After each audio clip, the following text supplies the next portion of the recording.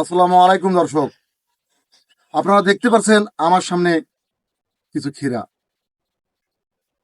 ক্ষীরা বাংলাদেশের একটি জনপ্রিয় সবজি।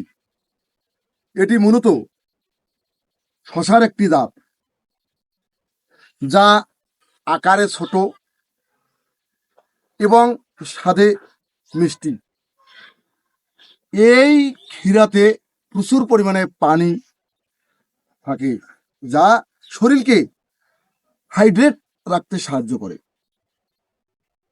এতে ভিটামিন কে, ভিটামিন সি এবং পটাশিয়ামের মতো প্রয়োজনীয় ভিটামিন ও খনিজ পদার্থ থাকে। সারাদিন রোজা রাখার পর আমাদের শরীরে প্রচুর পরিমাণে পানির ঘাটতি দেখা দেয়। এই ঘাটতি পূরণে আমরা ক্ষীরা খেতে পারি। ক্ষীরাতে ফাইবার থাকায় এটি আমাদের হজম প্রক্রিয়া উন্নত করে।